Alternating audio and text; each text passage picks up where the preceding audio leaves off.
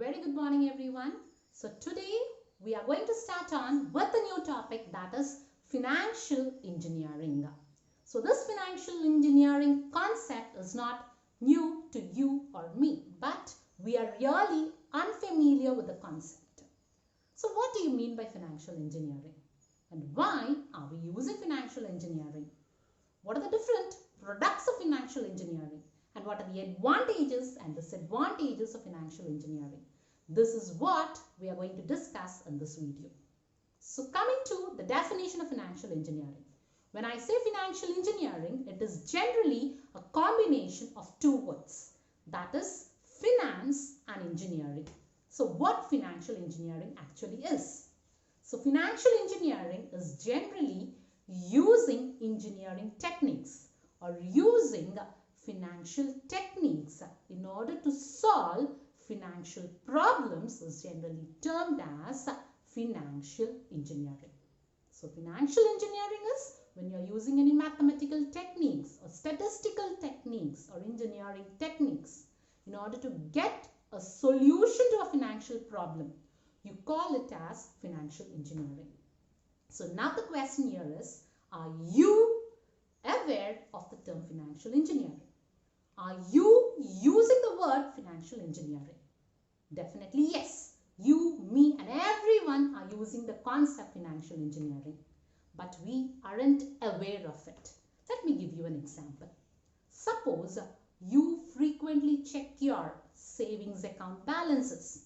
And when you use any tool in order to improve your savings in your saving bank account, then what are you doing? You are simply using financial engineering, but it is not known by the term financial engineering. Okay, so what are you doing there? You are solving a financial problem and you are trying to get a solution to a financial problem, isn't it? So we all are implementing financial engineering in our daily life, but actually we are not aware of it. So when you talk of an organization, why an organization needs a financial engineering? So when we talk of an organization, every organization generally falls on different scales of maturity. That is, some organization may have a low scale of financial maturity. Some organization may have a high rate of financial maturity. It keeps on varying. But the thing is, financial maturity is really important to an organization. Why? In the sense, if financial maturity improves, your resource effectiveness improves. When resource effectiveness improves, you and your organization will grow.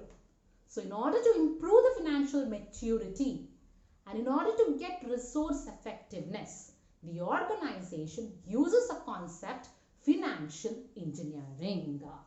Clear? So financial engineering, as I've discussed it already, it is a use of mathematical techniques to solve financial problems.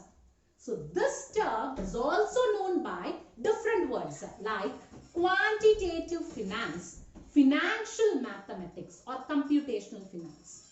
Why? In the sense, in financial engineering, it uses different quantitative techniques. It uses different mathematical techniques and it uses different computational techniques in order to get a solution to a financial problem and in order to innovate different financial products. Clear? And coming to the products of financial engineering, there are different products which financial engineering has already blessed us.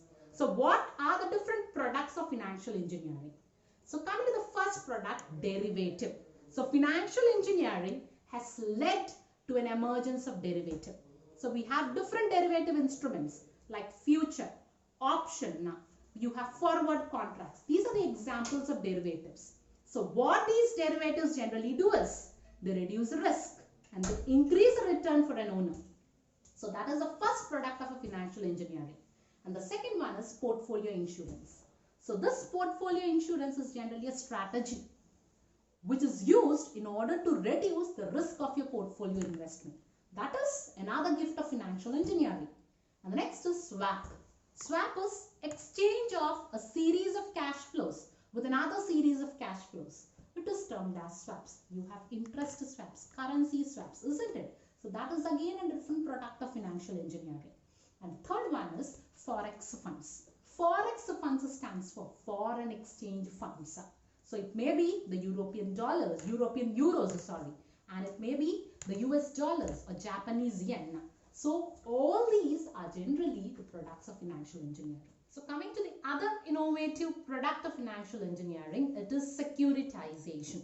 So securitization generally means when your illiquid assets are converted into liquid assets to be sold to an investor, you call it as securitization. In short, when you're converting your future cash flows into marketable securities to be sold in a security market or to be sold to an investor, you call it as securitization.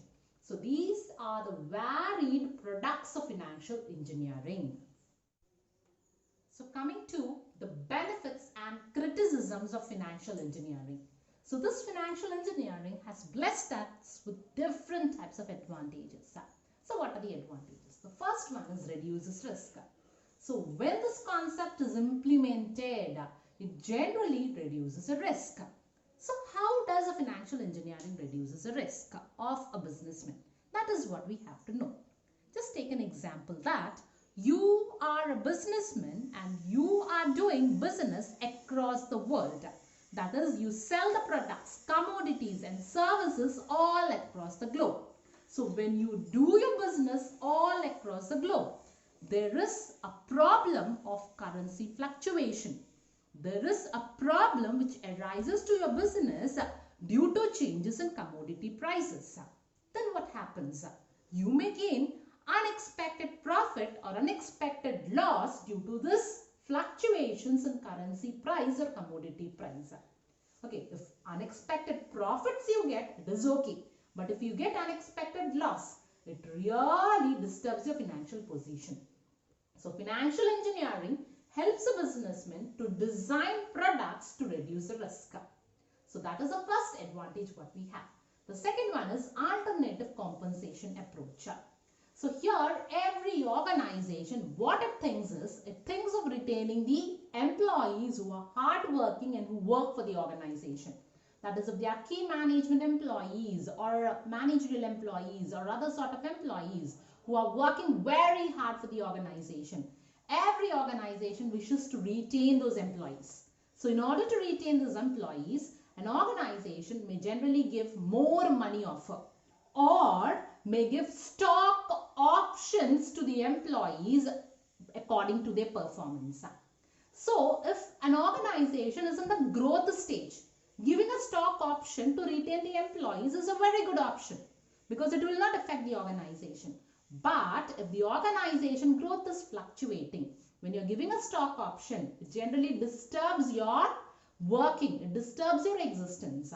So financial engineering will help the organization to assess a compensation which is given in the form of stock in the balance sheet, in the financial statements, and it also helps to assess the tax when you're paying stock in the form of compensation.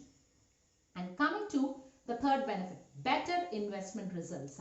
So when you have excess amount of capital with you, when you're investing this capital in the capital market or in mutual fund or in different forms of portfolios in order to earn better retirement benefits. So this financial engineering will help to assess the total risk of your portfolios, and it will also design strategies to minimize your risk. Okay, that is the third plus point what we have through financial engineering. And the fourth advantage is new investment strategies. So through financial engineering, it helps an organization to design new investment strategies to offer a higher rate of return for the same level of risk what you're wanting to undertake. And the last advantage what you have is designs new financial products. So financial engineering is not only used to solve financial problems. Instead, it designs new financial products to increase your returns. So as we have discussed many financial products, isn't it? Derivatives, future, forward, swaps, securitization. These are the financial products which are the gift of financial engineering. Okay. So again, coming to criticisms. So financial engineering is advantageous, but certain financial analysts have criticized this concept. They have certain criticisms against financial engineering. What are those criticisms? So one critic has pointed out is when you rely overly on financial engineering, your financial problems will not be solved. Instead, it will increase. That is the first criticism what we have. And the second one is financial engineering leads to speculation. So too much dependence on financial engineering will lead to speculation, will speculate your business.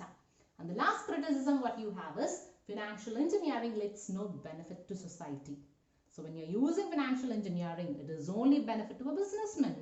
He derives certain benefit, but the nation and the society is not at all deriving any benefit from financial engineering. These are the certain criticisms which is given by financial engineering. So even though financial engineering has criticisms, has limitations, but all around the world, this concept has proved to be advantageous. This concept was able to solve the financial problems successfully.